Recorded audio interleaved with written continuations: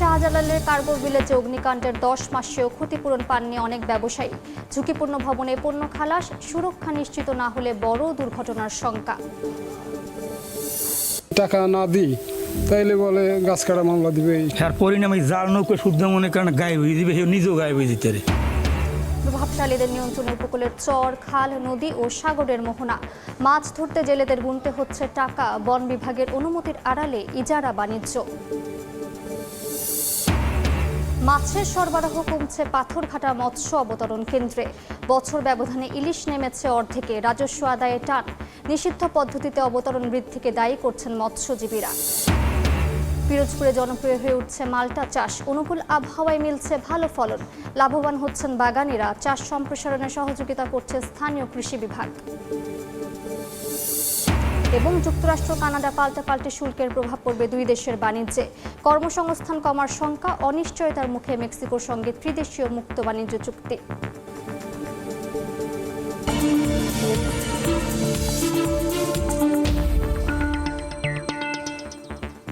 দেখছিলেন শিরোনাম। আমন্ত্রণ জানাচ্ছি দেশ ও দেশের বাইরের অর্থ বাণিজ্যে নানা খবর নিয়ে আমাদের নিয়মিত আয়োজন এই সময়ের বাণিজ্যে।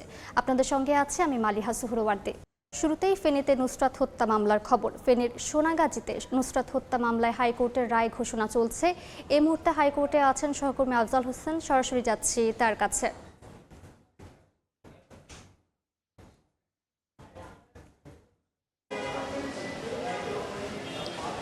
রায় ঘোষণা চলছে। বিচারপতি বিশ্বদেব চক্রবর্তী এবং বিচারপতি এ.কে.এম. রাশেদুজ্জামান রাজার বেঞ্চ রায় ঘোষণা করছেন এবং রায়টি সংক্ষিপ্ত রায় দেবেন এবং হয়তো অল্প সময়ের মধ্যেই আমরা পূর্ণাঙ্গ রায়টি জানতে পারবো। এই মামলায় মোট 16 আসামির মৃত্যুদণ্ড হয়েছিল।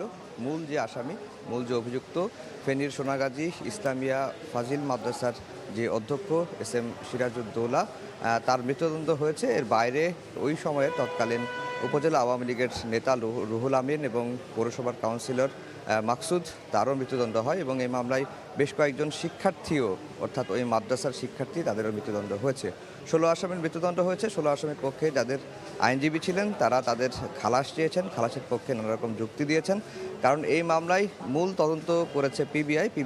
তাদের তদন্তে বলেছে যে এই মামলায় 5 জন ব্যক্তি বোরকা পরে নুসরাতকে সাইক্লোন শেল্টারের ছাদে নিয়ে গিয়ে গায়ে কেরোসিন ঢেলে পেট্রোল দিয়ে আগুন দিয়ে পুড়িয়ে হত্যা করা হয়েছে। বাকি আসামিদের সম্পৃক্ততা নেই, এই ধরনের যুক্তিগুলোই কিন্তু আসামির পক্ষ থেকে দেওয়া হয়েছে এবং প্রত্যেক আসামিরই খালাস চাওয়া হয়েছে। অন্যদিকে রাষ্ট্রপক্ষ থেকে সর্বোচ্চ আইন কর্মকর্তা অ্যাটর্নি জেনারেল তাদের যে সাজা বিচারিক আদালত দিয়েছেন সেই সাজায় যেন বহাল থাকে তারই যুক্তিতর্ক, নথিপত্র, আইনি পয়েন্টগুলো আদালতে তুলে ধরেছেন এবং সব মিলিয়ে রাষ্ট্রপক্ষ প্রত্যাশা করছে 16 আসামিরই মৃত্যুদণ্ড হবে। এখন রায় ঘোষণা চলছে। রায় ঘোষণার পরেই আসলে জানা যাবে বিচারিক আদালত যে 16 জনকে মৃত্যুদণ্ড দিয়েছিলেন সেই 16 জনেরই মৃত্যুদণ্ডের সাজা বহাল থাকবে কি থাকবে না, সেটি অল্প কিছুক্ষণের মধ্যেই আমরা জানতে পারবো এবং আদালত রায় ঘোষণার পরপরই আমরা দর্শকদেরও এই নুসরাত হত্যা মামলার সর্বশেষ যে আপডেট, অর্থাৎ বিচারের যে দ্বিতীয় ধাপ উচ্চ আদালতে শেষ হচ্ছে সেই বিষয়টি আমরা জানাতে পারবো। এই ছিল হাইকোর্ট থেকে আমার কাছে সবশেষ খবর।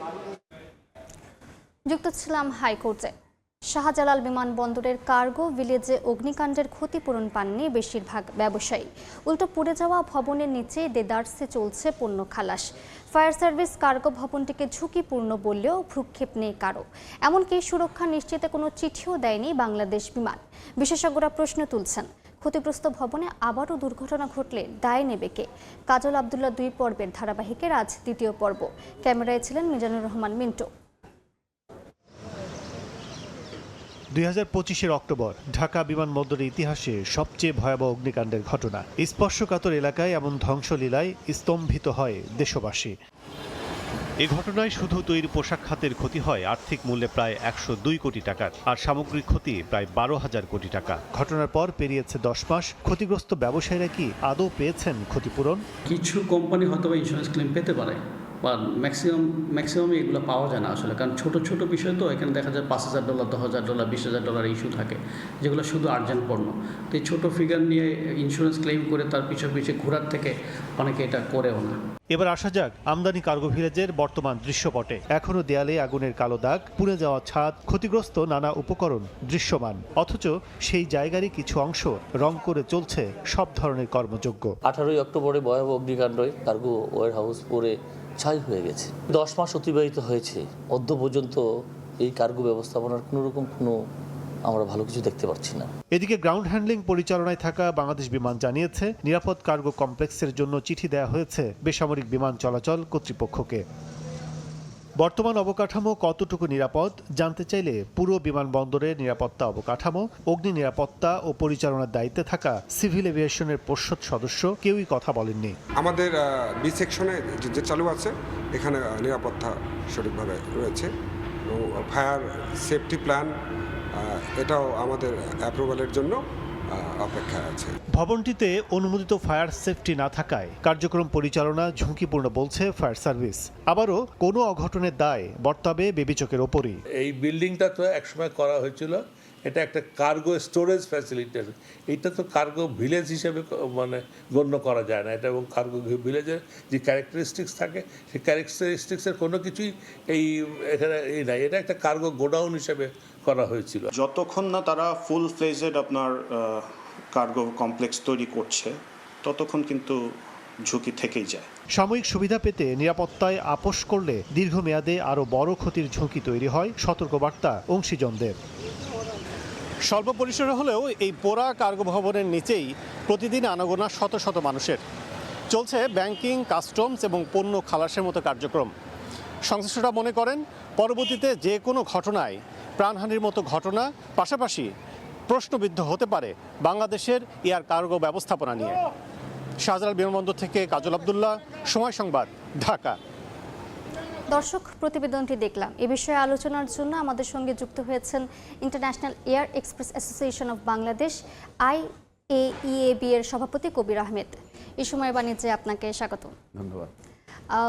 ফায়ার সার্ভিস বলছে কার্গো ভবনটি পুরোপুরি নিরাপদ নয়। এখন ভবনটি যদি পুরোপুরি নিরাপদ না হয়ে থাকে সেক্ষেত্রে সেখানে কার্যক্রম পরিচালনার ক্ষেত্রে কি কি ঝুঁকি বিবেচনায় নেওয়া হচ্ছে? ধন্যবাদ।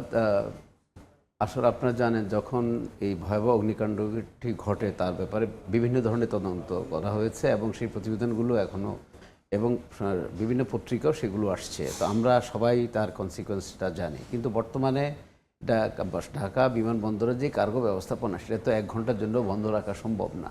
তো সেই ক্ষেত্রে সিভিল এভিয়েশন তাদের নিরলস প্রচেষ্টা অব্যাহত রেখেছে এবং প্রথমত তারা 9 নম্বর গেটের মাধ্যমে সেখান থেকে সাময়িকভাবে সেটা খালাসের প্রক্রিয়া শুরু করে এবং সেখানে পর্যাপ্ত পরিমাণে নিরাপত্তা ব্যবস্থা দেওয়া হয় এবং অগ্নি নিরাপত্তা সহ অন্তত 24 ঘন্টা ব্যাপী সেখানে ফায়ার সেফটি এনশিওর করে সেখান থেকে আমরা কার্যক্রম চালিয়ে থাকি। পরবর্তীতে আস্তে আস্তে যখন এই ভবনটা যখন আবার পুনরায় মেরামত হয়েছে তখন সেখানে আস্তে শিফট করেছি এবং সিভিল এভিয়েশন দিন শিফটে পূর্ণ নিরাপত্তা দিয়ে কাজকর্ম শুরু করেছে। এখন আমার মনে হয় বর্তমান যে অবস্থাটি চলছে সেখানে সম্পূর্ণ নিরাপদ আছে। মানে বর্তমানে ওখানে কোনো ঝুঁকি আমরা দেখছি না এই মুহূর্তে। আমি বলবো যে ঝুঁকি দেখছি না, কিন্তু এখানে যেই সমস্যা হলো যে ঘোষিত পণ্যগুলো আসে সেই পণ্যগুলোতে যদি কোনো হ্যাজার্ডাস কোনো কার্গো থাকে, সেই কার্গোটি যদি যথাযথভাবে সেটাকে ডিক্লারেশন দেওয়া না হয় সেই ক্ষেত্রে একটু ঝুঁকি থেকে যায়। কারণ আমি একটা জিনিস বলবো যে এখানে আমাদের যেই ফায়ার সেফটি মিলে যে সমস্ত ওয়্যারহাউসগুলোকে সেগ্রিগেট করা দরকার ছিল সেই ব্যবস্থাপনাটার অভাব ছিল। তো সেখানে আমাদের যেটাকে বলা হয় আর কি এক্সক্লুসিভ ম্যাগাজিন অথবা ডেঞ্জারাস গুডস যেই ওয়্যারহাউসটু সেটার এখানে সেগ্রিগেশন সেভাবে করা ছিল না এবং পণ্য ডিক্লারেশনটার ব্যাপারেও সেখানে সমস্যা ছিল, যেই কারণেই সে সমস্যাটা হয়েছে। এখনও ওই জায়গাটায় আমি মনে করি ঝুঁকি আছে যে এখন হ্যাজার্ডাস কার্গো যেটা, এই কার্গোটাকে কিন্তু খুবই ভালোভাবে এটাকে পর্যবেক্ষণ করে এটাকে আলাদা রাখতে হবে। এই যে প্রবলেমগুলোকে সংশ্লিষ্ট যে সংস্থাগুলো তারা নিজেদের মধ্যে আলোচনা করেছে? এটা আলোচনা অবশ্যই করেছে। আমরা সিভিল এভিয়েশনে মাননীয় মন্ত্রী মহোদয়ের নেতৃত্বে আমরা অনেকগুলো সভা করেছি, সিভিল এভিয়েশন চেয়ারম্যান মহোদয়ের নেতৃত্বে সভা করেছি, বিমান এমডি সাহেবের মহোদয়ের সাথেও আমরা সভা করেছি এবং সেই সভাগুলো এখনও অব্যাহত আছে যে ফায়ার সেফটি এবং যে সমস্ত ওয়্যারহাউসগুলোকে সেগ্রিগেট করা কিভাবে সেটা করবে সেটা নিয়েও আমরা কথা বলেছি। কিন্তু এখানে সমস্যা হলো কি, এই ওয়্যারহাউসগুলো দীর্ঘদিন থেকে ছিল না সেইভাবে সেই সেফটিটাকে মেনটেন করে ছিল না, বাট এখন সে উদ্যোগটা নেওয়া হয়েছে। এবং যেমন আপনি যদি বলি এখন এক্সপ্রেস ওয়্যারহাউস যেটা, সেটা একদম সম্পূর্ণ আন্তর্জাতিক ফায়ার সেফটি আদলে সেটা কিন্তু নতুন করে করা হচ্ছে। তো এখন কিন্তু সেগুলো করা হবে এবং এই ওয়ারহাউসটার মধ্যে যাদেরকে ওয়ারহাউস বরাদ্দ দেওয়া হবে তারা যদি কোনো এরকম হ্যাজার্ডাস কার্গো আসে, ডেঞ্জারাস গুডস যদি কোনো আসে, কোনো কেমিক্যাল আসে, এই ধরনের মালামাল যদি আসে সেটা হয় তাদের নিজস্ব সেই গোডাউনে থাকবে, অথবা ঢাকা হযরত শাহজালাল আন্তর্জাতিক বিমানবন্দরে যেই হ্যাজার্ডাস ওয়ারহাউস যেটা থাকবে, ডেঞ্জারাস গুডস যেই ম্যাগাজিনটা থাকবে সেখানে সেটা রাখতে হবে। আচ্ছা, ভবনটিকে যে এখনো ঝুঁকিপূর্ণ বলা হচ্ছে সেক্ষেত্রে আসলে মূল চ্যালেঞ্জটা কোথায়? নিরাপত্তা, অবকাঠামো নাকি সমন্বয়ের ক্ষেত্র? এটা আমি বলবো না সমন্বয়, এখানে মূল জিনিসটা হলো সমন্বয়ের ক্ষেত্রেও আমি কোনো দুর্বলতা দেখছি না, তবে এটা অবকাঠামো আমি বলবো যে ইনফ্রাস্ট্রাকচারটা যেটা আগে ছিল বেসিক্যালি সেই ইনফ্রাস্ট্রাকচারটাই আছে। তো এখানে সম্পূর্ণ এটাকে নিরাপদ করে সিভিল এভিয়েশন তাদের সর্বোচ্চ সাধ্য মোতাবেক সেখানে 3 শিফটে ফায়ার সেফটি অফিসার নিয়োগ করে সার্বক্ষণিক 24 ঘন্টা নজরদারিতে, সিসিটিভি নজরদারিতে রেখে সেই নিরাপত্তা ব্যবস্থাটা দেওয়া হচ্ছে। সেই জন্য আমরা মোটামুটি আশঙ্কা মুক্ত যে এখানে আপাতত দুর্ঘটনা হওয়ার সম্ভাবনা নাই। কিন্তু সঠিক অবকাঠামো না হলে এইভাবে সার্বক্ষণিক পাহারা দিয়ে একটা ওয়্যারহাউস চালানো খুবই ডিফিকাল্ট। আর সত্যিকার অর্থেই যদি আমরা রিয়েলি এটাকে ওয়্যারহাউস বলি, এটা বলাটা খুবই ডিফিকাল্ট হবে। ওয়্যারহাউসের যে সমস্ত কনসেপ্ট, যে কোয়ালিটিগুলো এনশিওর করা দরকার সেটা কিন্তু বিদ্যমান নাই। তো এই যে এখানে বিদ্যমান নাই, সেক্ষেত্রে আসলে করণীয়টা কি? এখন আমাদের তো করণীয়টা অলরেডি করা হয়েছে, যে আমাদের মাননীয় প্রধানমন্ত্রীর যেই ঘোষণা আছে বা civil aviation time to time সেই ঘোষণা দিয়েছে, এবং মাননীয় মন্ত্রী বর্তমান যে সিভিল এভিয়েশন মিনিস্টার জনাব মিল্লাত উনি যে ঘোষণা দিয়েছেন যে 16ই ডিসেম্বর থেকে সফট লঞ্চিং করা হবে। এখন ওনাদের সফট লঞ্চিংয়ের ডেফিনেশনটাও আমি জানি না, সেটা কি কয়েকটা এয়ারলাইন্সকে দেওয়া হবে না কিভাবে করা হবে সেটা আমরা জানি না, কিন্তু আমরা যতটুকু জানি যে বিডিং প্রসেসটা এখনও শেষ হয় নাই। তো 16 ডিসেম্বর চালু করাটা খুবই চ্যালেঞ্জিং হবে। যদি সত্যিকার অর্থেই চালু করা যায় তাহলে সেই ক্ষেত্রে আমরা অ্যাটলিস্ট সেই যেই নতুন টার্মিনালটা যেটা সেখানে ইম্পোর্ট কার্গো টার্মিনাল এবং এক্সপোর্ট কার্গো টার্মিনাল সম্পূর্ণ একদম আন্তর্জাতিক পর্যায়ের সেই সমস্ত কোয়ালিটি মেনটেন করেই সেই যতগুলো কমপ্লায়েন্স আছে কমপ্লায়েন্সটাকে অ্যাডহার করে সেটা করা হচ্ছে। সেই ক্ষেত্রে আমার মনে হয় আমরা সম্পূর্ণ নিরাপদ থাকবো। অবকাঠামোর দিক থেকে এখনই আমি মনে করি যে থার্ড টার্মিনালে অন্তত কার্গোতে আমাদের চলে যাওয়া উচিত। আচ্ছা, আর যেমনটা আমাদের প্রতিবেদনে আমরা দেখলাম যে অনেক ব্যবসায়ী কিন্তু তাদের ক্ষতিপূরণ পায়নি, সেক্ষেত্রে আসলে কি উদ্যোগ নেওয়া হচ্ছে? এখানে আমাদের ইন্স্যুরেন্স কোম্পানিগুলো তো ডেফিনেটলি ওনাদের একটা রোল এখানে আছে। আর সেখানে আমাদের যে স্ট্রিনজেন্ট যেই কমপ্লায়েন্স ইন্স্যুরেন্সটা পাওয়ার জন্য সেখানে সেই ইয়েগুলো রয়ে গেছে। আর বিমানবন্দর এটা এমন একটা জায়গা, সেখানে আরও অনেকগুলো পক্ষ এখানে ইনভলভ আছে, এবং সেই সমস্ত দলিল দস্তাবিজ সব ঠিকঠাক করে ইন্স্যুরেন্স সাবমিট করতে পেরেছি কি না সেটাও কিন্তু একটা দেখার বিষয় আছে। যেহেতু আমি ডকুমেন্টগুলো দেখি নাই, আমি এক্স্যাক্টলি বলতে পারছি না কী কারণে তারা ইন্স্যুরেন্সটা এখনও পাচ্ছে না। মানে এতটুকু আশ্বাস আছে যে কাউকে নিরাশ করা হচ্ছে না? তবে আমি মনে করি যে ইন্স্যুরেন্স কোম্পানিগুলো এখানে প্রফেশনালি ইন্টারন্যাশনালি তারা অপারেট করছে, বাংলাদেশি ইন্স্যুরেন্স কোম্পানিগুলি। আশা করি হয়তো তারা যথাযথ প্রক্রিয়া অনুসরণ করে তাদের ক্লেমগুলো সেটেল করবেন। একদম শেষে যদি একটু জানতে চাই, যারা এখন ওই ওয়্যারহাউসগুলোতে কাজ করছে, একটা ঝুঁকি নিয়ে কাজ করছে বা ঝুঁকির একটা চিন্তা নিয়ে কাজ করছে, তাদের উদ্দেশ্যে আপনি আসলে কি বার্তা দিতে চান? আসলে আপনি দেখবেন পৃথিবীর যে কোনো বিমানবন্দর যেখানে সর্বোচ্চ নিরাপদ ইনফ্রাস্ট্রাকচার আছে সেখানেও কিন্তু দুর্ঘটনা ঘটে। দুর্ঘটনা তো আসলে বলে কয়ে এটা বলে কয়ে আসে না, সেটা একটা মানে একটা Murphy's law, if anything can go wrong it will go wrong, যেটা বলা হয়।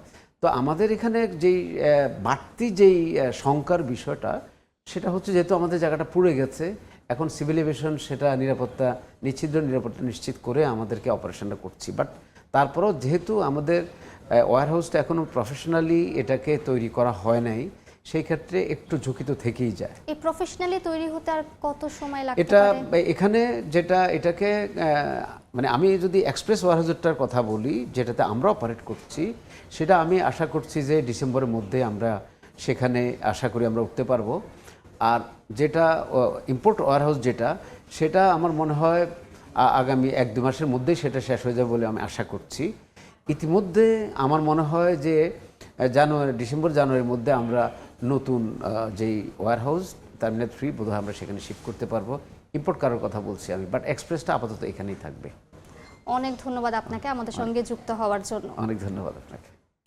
আমাদের সঙ্গে কথা বলছিলেন IAEAB এর সভাপতি কবির আহমেদ। এবার বন্দর বাণিজ্যের খবর।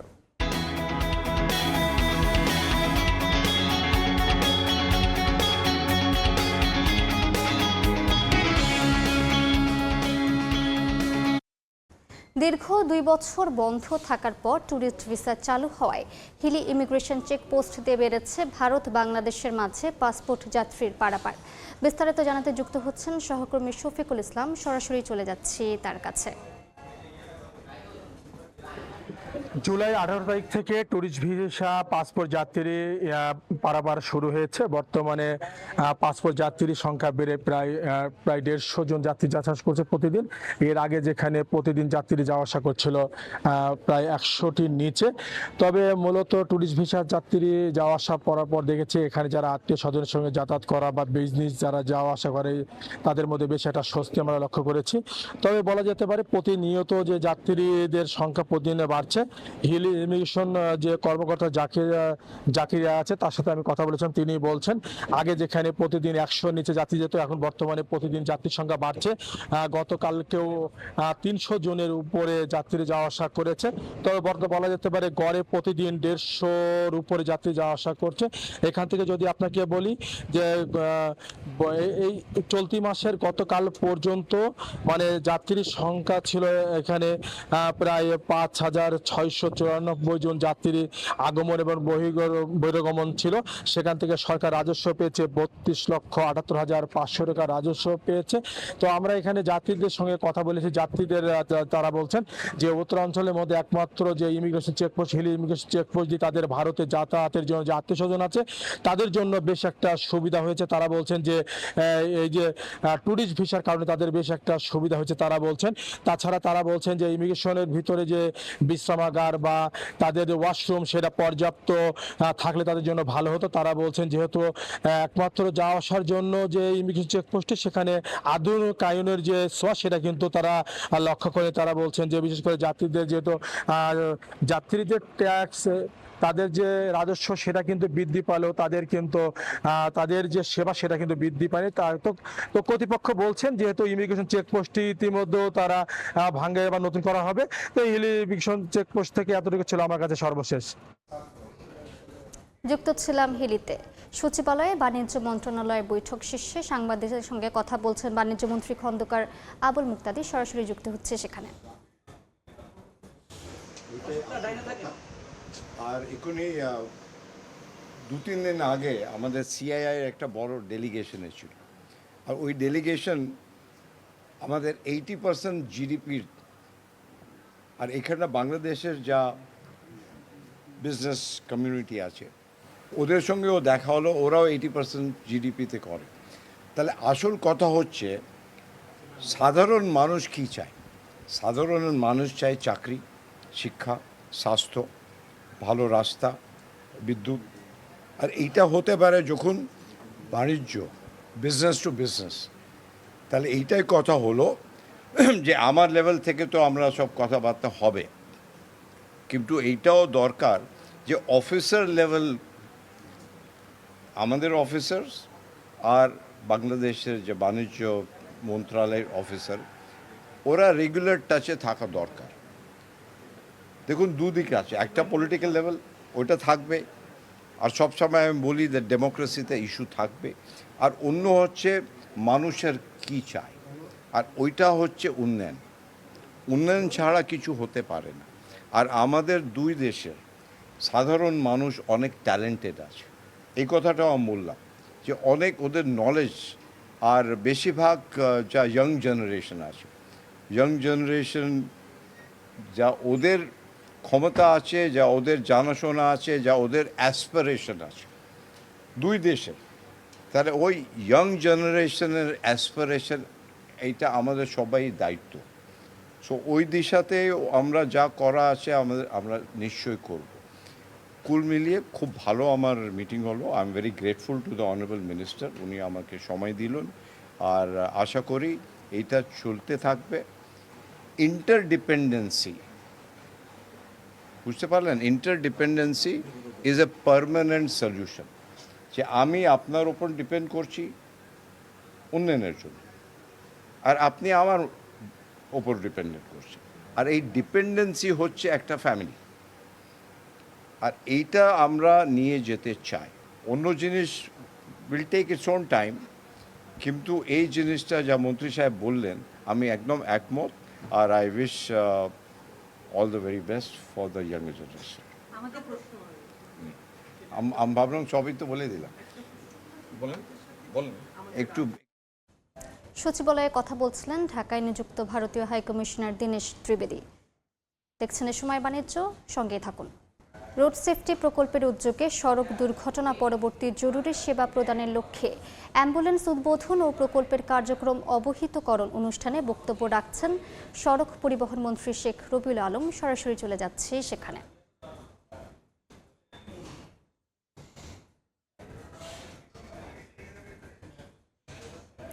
দুঃখিত, সংযোগটি বিচ্ছিন্ন হয়েছে।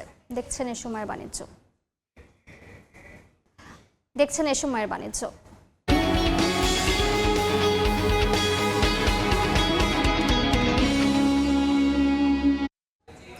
বঙ্গোপসাগর ইজারার নামে চলছে লাখ লাখ টাকার বাণিজ্য। বন বিভাগের অনুমতির আড়ালে প্রভাবশালীদের নিয়ন্ত্রণে উপকূলের চর, খাল, নদী ও সাগরের মোহনা। বন কর্মকর্তা ও স্থানীয় প্রভাবশালীদের যোগসাজশে গড়ে ওঠা এই সিন্ডিকেটের কাছে জিম্মি সাধারণ জেলেরা। তবে রাজস্ব আদায়ের বিনিময়ে সমুদ্রে মাছ ধরার অনুমতি দেওয়ার ক্ষমতা রয়েছে দাবি অভিযুক্ত বন কর্মকর্তার। যদিও জেলা প্রশাসন বলছে এমন ক্ষমতা কারও নেই। শিকদার জাবির হোসেনের প্রতিবেদন, ক্যামেরায় ছিলেন তৌকিব পেদা। প্রায় অর্ধ কোটি টাকা হাতিয়ে নিয়ে চলে আসে। এটা মিথ্যা কথা। যদি আমি টাকা না দিই তাইলে বলে গাছ কাটা মামলা দিবে।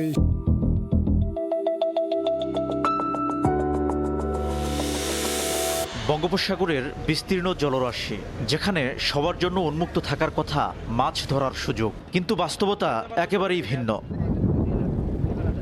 তুফানিয়া চর সংলগ্ন বঙ্গোপসাগরের এই মোহনাটি বন বিভাগের কাছ থেকে ইজারা নেয়ার দাবি স্থানীয় প্রভাবশালী আড়তদার মোশাররেফ হোসেনের। তাই তাকে 2,60,000 টাকা দিয়ে এখানে মাছ ধরছেন জেলে জাকির মাঝি। এই মোহনায় অন্য কোনো জেলের মাছ ধরার সুযোগ নেই। প্রত্যেক বৈশাখে ডিট দেয় 2,60,000 টাকায় চর আমাদেরকে 1 বছর লেগে বিট দিচ্ছে। 1 বছরের ভিতরে এই চর করা কেউ দিতে পারে। কিভাবে এত বিশাল জলাঞ্চলের নিয়ন্ত্রণ চলে গেল একটি চক্রের হাতে? এই প্রশ্নের উত্তর খুঁজতে গিয়ে সামনে আসে বন বিভাগের অনুমতিপত্র বিএলসি। বন বিভাগের আওতাধীন খালে মাছ ধরার এই অনুমতিকে কেন্দ্র করেই আশপাশের বিস্তীর্ণ জলাঞ্চল নিয়ন্ত্রণের অভিযোগ উঠেছে প্রভাবশালীদের বিরুদ্ধে।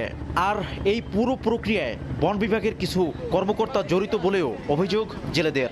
যে টাকা দিয়ে নিতে পারে তারে মাছ ধরতে দেয়, আর অন্য কেউ মাছ ধরতে দেয় না। কারে টাকা দেওয়া লাগে, আর টাকা না দিলে কি হয়? বিটো বিচার সরকারিভাবে বেলসি ওসিরা কাটতে দেয়, ফরেস্টাররা কাটতে দেয়, যেমন নেতা করে, স্থানীয় নেতা করে। নেতার কাছ থেকে আমরা আর কি টাকা দিয়ে কিনে এবার ভাই। এই খালগুলোতে চাইলেই কোনো জেলে মাছ শিকার করতে পারেন না। মাছ শিকারের জন্য বন বিভাগের কর্মকর্তা এবং প্রভাবশালীদের নির্ধারিত টাকা পরিশোধ করেই নির্দিষ্ট কিছু লোক মাছ শিকার করতে পারেন। কিন্তু মোটা অঙ্কের এই টাকা দেওয়ার সামর্থ্য নেই অনেক সাধারণ জেলের। এতে বংশ পরম্পরায় মাছ ধরে জীবিকা চালানো মানুষগুলো পড়েছেন চরম বিপাকে। আমি একটা হতা চাইছি, আমার 20,000 টাকা দিতেই। টাকা না দিলে এরা আমার সাথে সেইভাবে ভালো ব্যবহার করে না। সম্প্রতি মাছ ধরার অনুমতি দেওয়ার কথা বলে শতাধিক জেলের কাছ থেকে প্রায় অর্ধ কোটি টাকা হাতিয়ে নেওয়ার অভিযোগ উঠে বন বিভাগের মৌডুবি বিট কর্মকর্তা শোয়েব খানের বিরুদ্ধে। অভিযোগের পর তার বদলি হলে টাকা ফেরত ও বিচারের দাবিতে মানববন্ধন করেন ভুক্তভোগীরা। আমাদের কাছ থেকে তুফাইনা চর দেবে গইয়া 1.5 লক্ষ টাকা নিস। যদি টাকা না দিয়ে ওই বনে ঢোকে তাহলে সে মামলার হুমকি দেয়। আর আমরা সাধারণ মানুষ ভয়তে কি করব? আপনি ওখানে সমুদ্র ইজারা দিয়েছেন। অভিযোগের বিষয়ে বক্তব্য নিতে গেলে সময় সংবাদের ক্যামেরা দেখে পালানোর চেষ্টা করেন অভিযুক্ত বন কর্মকর্তা। সমুদ্র বা এইগুলো কি ইজারা দেওয়া যায়? না, ইজারা আমরা পারমিট দিছি, আমরা সরকার পারমিট দিছি। আমাদের পারমিট দিতে পারি, আমরা এটা কি আপনি আবেদন সাপেক্ষে দিতে পারি। এক একটি চরে মাছ ধরার অনুমতিপত্র নিতে সরকারি রাজস্ব হিসেবে জমা দিতে হয় মাত্র 500 থেকে সর্বোচ্চ 5,000 টাকা। অথচ এর আড়ালে 5 থেকে 10 লাখ টাকা পর্যন্ত লেনদেনের অভিযোগ রয়েছে। আমি জানি চর আছে, এক একটা চর বা একটা খাল এখন এটা দীর্ঘদিন ধরে চলে আসছে। 24টা বিএলসি দিয়েছেন, তার মানে এই বনে 24 জন মানুষ মাছ ধরতে পারবে। এটা তো আমার তো সীমিত জায়গা। তবে বন বিভাগের অনুমতি কিংবা ইজারার নামে বঙ্গোপসাগর নিয়ন্ত্রণের অভিযোগ সরাসরি নাকচ করেছেন জেলা প্রশাসক। বন বিভাগ কেন, কারোই কিন্তু সমুদ্রকে ইজারা দেওয়ার কোনো সুযোগ নেই, যে সমুদ্র হচ্ছে উন্মুক্ত। রাঙ্গাবালির উপকূলে রয়েছে 30টির বেশি চর ও ডুবোচর।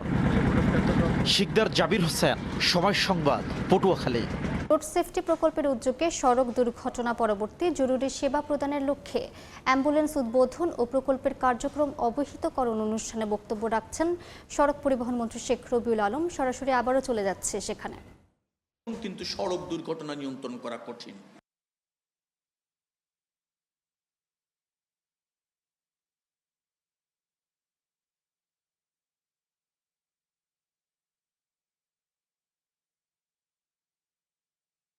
দেখছেন এই সময়ের বাণিজ্য।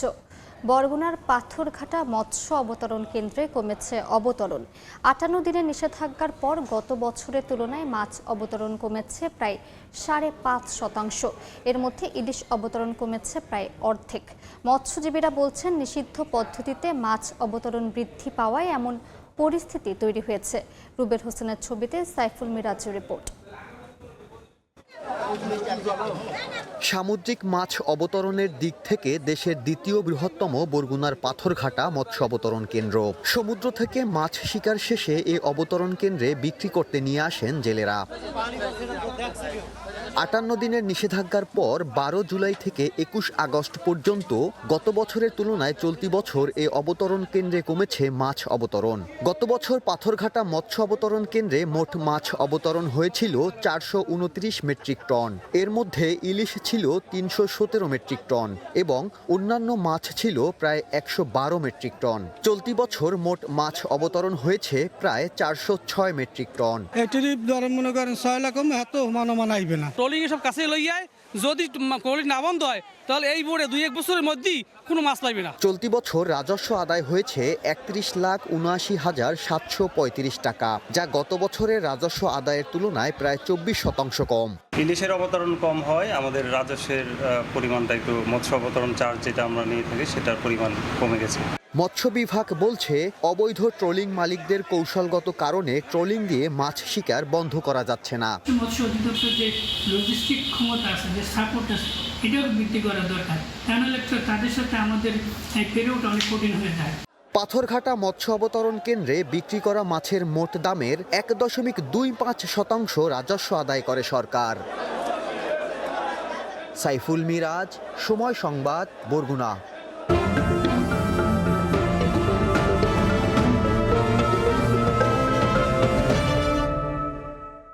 পিরোজপুরে জনপ্রিয় হয়ে উঠছে মালটার চাষ। ফলন ও ভালো দাম পাওয়ায় খুশি চাষিরা। জিয়াউল হকের তথ্য ও তরিকুল ইসলাম অভির ছবিতে রিপোর্ট।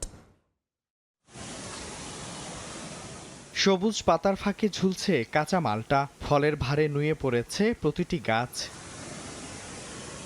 পিরোজপুরের বিভিন্ন এলাকা জুড়ে এখন জনপ্রিয় মালটার চাষ। এমনকি বাড়ির আঙিনায় শখের বশে অনেকেই মালটা গাছ রোপণ করছেন। মাটি ও আবহাওয়া মালটা চাষের উপযোগী হওয়ায় ফলন হয়েছে ভালো। মালটার চারা রোপণের পর 1 বছরের মধ্যেই ফল আসে। সরাসরি বাগান থেকে প্রতি কেজি মালটা 80 থেকে 90 টাকা পাইকারি দরে কিনে নেন ব্যবসায়ীরা। পিরোজপুরের মালটা খুব রসালো মালটা, মালটার খুব চাহিদা আছে, মিষ্টি মালটা। বাড়ি ওয়ান একটু রসালো, একটু কম, হালকা একটু মিষ্টি, কিন্তু থাই মালটারও চাষ মানে উৎপাদন একটু বেশি। এর ভিতর থেকে যে ফসল হয় এই ফসলটা আমরাও কিছু কিছু খাই।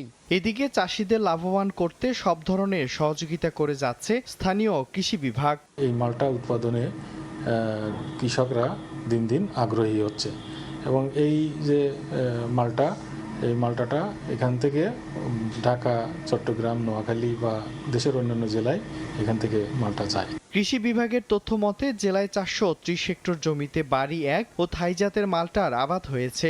আর ছোট বড় মিলিয়ে প্রায় 1000 মালটা বাগান রয়েছে। এসব বাগানে প্রায় 3000 শ্রমিক কাজ করেন। সময় সংবাদ, পিরোজপুর। দেখছেন এই সময়ের বাণিজ্য। সরকারের 180 দিনের মূল্যায়ন তুলে ধরতে জাতীয় নাগরিক পার্টির সংবাদ সম্মেলনে কথা বলছেন বিরোধী দলীয় চিফ হুইপ মোহাম্মদ নাহিদ ইসলাম। সরাসরি যাচ্ছে সেখানে। সরকার হয় অন্তর্বর্তী সরকারের উপর দায় চাপাচ্ছে অথবা ফ্যাসিস্ট সরকারের উপর দায় চাপাচ্ছে, কিন্তু আমরা মনে করি এটি কোনোটাই গ্রহণযোগ্য না।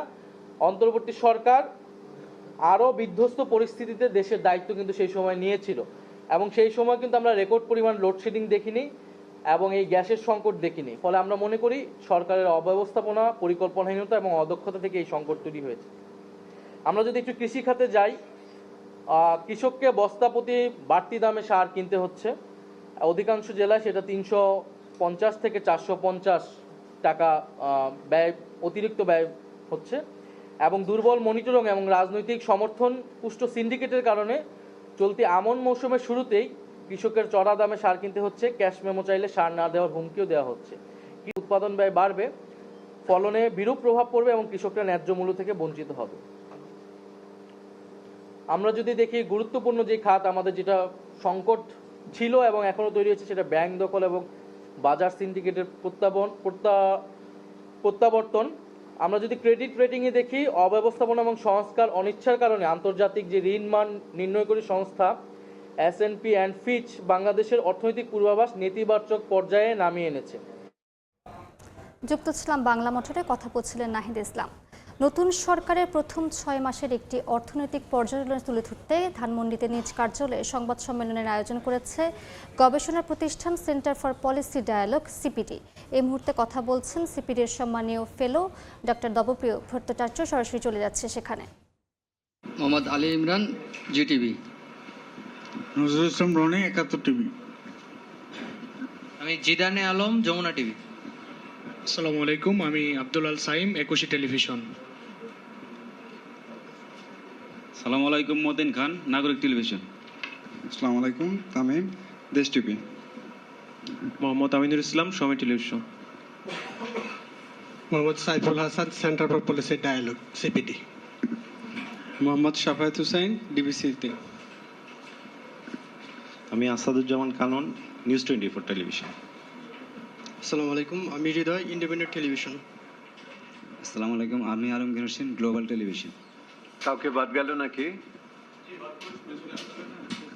আর কে আছে বলেন প্লিজ। মোহাম্মদ আব্দুর রব, ডিবিসি নিউজ। গুড। আসসালামু আলাইকুম, আমি আবহাওয়া মুহিব, আমি দৈনিক সমকালে কাজ করি। Very good. আর কে আছেন এইদিকে? আমি সাইদ আরমান, নাগরিক টেলিভিশনে কাজ করি। আচ্ছা, ভেরি গুড। আসসালামু আলাইকুম, আমি মোহাম্মদ নাসির, বৈশাখ টেলিভিশন।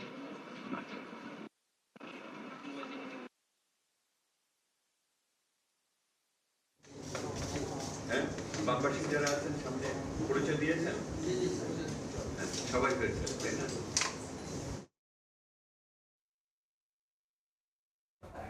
যুক্ত ছিলাম ধানমন্ডিতে। বক্তব্যের বাকি অংশ দেখতে ভিজিট করুন সময় টিভির ফেসবুক পেজে। দেখছেন এই সময়ের বাণিজ্য, সঙ্গেই থাকুন।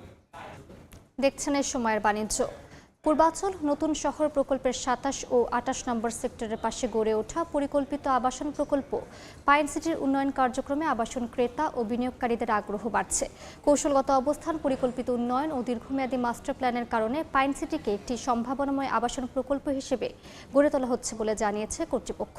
প্রকল্পে পানি, বিদ্যুৎ, প্রশস্ত সড়কের পাশাপাশি রাখা হচ্ছে সবুজায়ন, খেলার মাঠ, হাঁটার পথ, কমিউনিটি স্পেস ও মসজিদ সহ বিভিন্ন নাগরিক সুবিধা। প্লট হস্তান্তর ও রেজিস্ট্রেশন কার্যক্রম পর্যায়ক্রমে করায় ক্রেতাদের মধ্যে আগ্রহ বাড়ছে। তবে বিনিয়োগের আগে জমির মালিকানা অনুমোদন ও প্রয়োজনীয় নথিপত্র যাচাইয়ের পরামর্শ বিশেষজ্ঞদের। গ্রাহকদের জন্য জীবনধারা ভিত্তিক সেবার পরিধি বাড়াতে চট্টগ্রামে অনুষ্ঠিত হয়েছে রবির এলিট পার্টনার শ্রেষ্ঠত্ব পুরস্কার ও নতুন অংশীদারত্ব চুক্তি স্বাক্ষর অনুষ্ঠান। রোববার বিকেলে রেডিসন ব্লু চট্টগ্রাম বে ভিউতে আয়োজিত অনুষ্ঠানে রবির বিপণন বিভাগের প্রধান শওকত কাদের চৌধুরী সহ ঊর্ধ্বতন কর্মকর্তারা উপস্থিত ছিলেন। 2026 সালের প্রথম 6 মাসে গ্রাহক সম্পৃক্ততা বাড়াতে গুরুত্বপূর্ণ অবদানের স্বীকৃতি হিসেবে 10টি প্রতিষ্ঠানকে দেওয়া হয় এলিট পার্টনার শ্রেষ্ঠত্ব পুরস্কার। চট্টগ্রামের রন্ধন শিল্পে বিশেষ অবদানের জন্য বারকোট রেস্টুরেন্টকেও দেওয়া হয় বিশেষ সম্মাননা। এ সময় আতিথেয়তা, খাবার, ফ্যাশন ও স্বাস্থ্যসেবা সহ বিভিন্ন খাতের 21টি প্রতিষ্ঠানের সঙ্গে নতুন অংশীদারিত্ব চুক্তি করে রবি।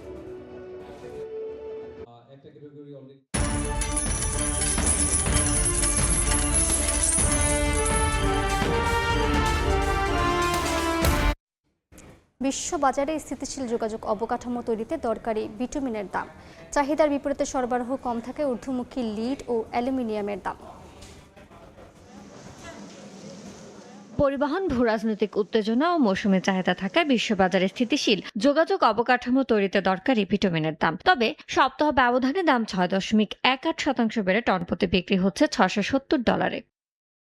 ব্যাটারিতে চাহিদা বাড়ার পাশাপাশি শিল্প খাতে চাহিদা বাড়ায় বিশ্ববাজারে সপ্তাহ ব্যবধানে লিডের দাম বেড়েছে 0.70%। টন প্রতি বিক্রি হচ্ছে $1903। মাস ব্যবধানে দাম বেড়েছে 0.19%। ভূরাজনৈতিক উত্তেজনা ও জ্বালানি সংকটের পাশাপাশি চাহিদার বিপরীতে সরবরাহ কম থাকে অ্যালুমিনিয়ামের দাম টন প্রতি $৩,248 উঠেছে। মাস ব্যবধানে দাম বেড়েছে 1.82%। ইলেকট্রনিক্স খাতে চাহিদা বাড়ার বিপরীতে সরবরাহ সংকট থাকায় ঊর্ধ্বমুখী টিনের দাম টন প্রতি $55,803। মাস ব্যবধানে দাম বেড়েছে 3.56%। ইয়ানুর শিফাত, সময় সংবাদ। এ পর্যায়ে শীর্ষ সংবাদগুলো জানিয়ে দিচ্ছি আরেকবার। শাহজালালে কার্গো ভিলেজে অগ্নিকাণ্ডের 10 মাসেও ক্ষতিপূরণ পাননি অনেক ব্যবসায়ী। ঝুঁকিপূর্ণ ভবনে পণ্য খালাস, সুরক্ষা নিশ্চিত না হলে বড় দুর্ঘটনার শঙ্কা। এবং প্রভাবশালীদের নিয়ন্ত্রণে উপকূলের চর, খাল, নদী ও সাগরের মোহনা। মাছ ধরতে জেলেদের গুনতে হচ্ছে টাকা। বন বিভাগের অনুমতির আড়ালে ইজারা বাণিজ্য।